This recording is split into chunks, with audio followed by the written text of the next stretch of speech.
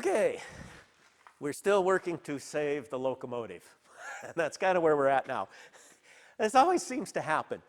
You get the part that, okay, we're going to rebuild the transmission, simple transmission, did a little quick checks online to see who's got what, how things are, and you find out the transmission was discontinued, and all of these links for parts, pieces, and people that have them are 10 years old.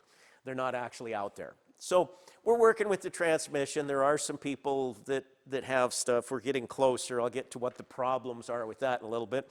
Part of what we also were doing, and this was my mistake here, is going to take this, the scatter shield bell housing and then weld a piece on to be an SAE3. I've done that before for a Chevrolet bell housing in the same size class, and it worked. But the way the Ford works out, there's a pin that lines up too close with the ring gear, and you can't actually do that. So to get what we need to do, we're going to build a whole bell housing from scratch. Probably was the better way to do it anyway instead of modifying one. Probably would have been better just to start with the idea of building one from scratch. I went to the other method because I've done it in years past when I didn't have the whole shop and a lot of the things that I have now.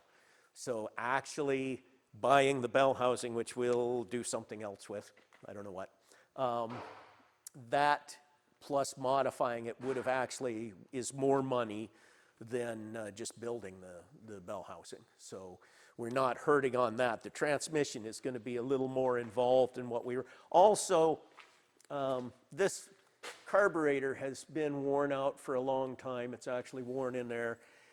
They have talked about converting it to fuel injection, and that might still happen, but I'm going to try and I don't like the idea of the new Chinese, but I'm also, every rebuilt carburetor that I've got in the last 20 years has rebuilt float and stuff, but the throttle plates are still worn out. They're still old carburetors. So I'm going to see if nothing else, we'll put on the old one that was still working, but I'd like to try and upgrade that. The distributor, it's converted to electronic ignition, but it also is worn out.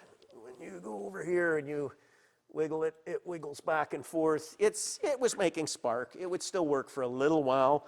It would be more of a problem if it was running points. Points are actually more critical on having that correct centering than the electronic conversion, but I have ordered a complete small cap HEI exchange unit for that, along with new wires. We ran a compression test while we were here, just to be sure. It ran for a little while. It's a fairly new engine that they put in, but it had ran for a while with one dead hole, and sometimes the gas washing down in there will cause damage to it. So we did a compression test to see if they're relatively okay.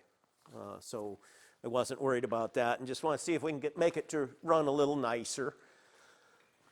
Part of where I thought about offering a conversion to the electronic fuel injection and just doing it here, but there's some clearance issues. There's the issue of having to run a different exhaust manifold. Just more changes, and as they'd like to have this by the 1st of May is what they'd like to have it. And I'm not guaranteed that I'd have that, but I'd still like to make that date for them. So I didn't want to stretch out that extra distance. What we've got going on here is, and I don't know what the whole situation is, but on the shuttle, I got some extreme wear on the outside of the selector valve, especially right on here. And if need be, we may take this apart, and I don't really want to. I'd like to find another one. I'm not finding one yet, or we may end up getting a whole nother transmission and just putting a whole nother transmission in it. This spool here is a replacement that I bought, but there's 3 versions of this spool, and the people selling this one said it was supposed to be for this machine, which it's not. This one uses a high amperage solenoid that pushes in on that. This one uses a small amperage solenoid that retracts this, so it's different. And then there's a 3rd version I come to find out that uses external solenoids, one for forward, one for reverse. However, the other thing that I don't know about this too is these are different diameters. So since this transmission that's in there is not the one that I put in, which was new, this one is a rebuilt transmission, and I don't have others for comparison. This is a larger diameter than this one. They may have done that to keep you from mixing the wrong style of valves in your transmission, or being a rebuilt, this may have been a oversized version that they had for rebuilding these. This was rebuilt at the, well, according to Case, at the Case factory. Whether it was the Case factory or Borg Warner factory or a small manufacturer that just said it was the Case, you know, that happens too.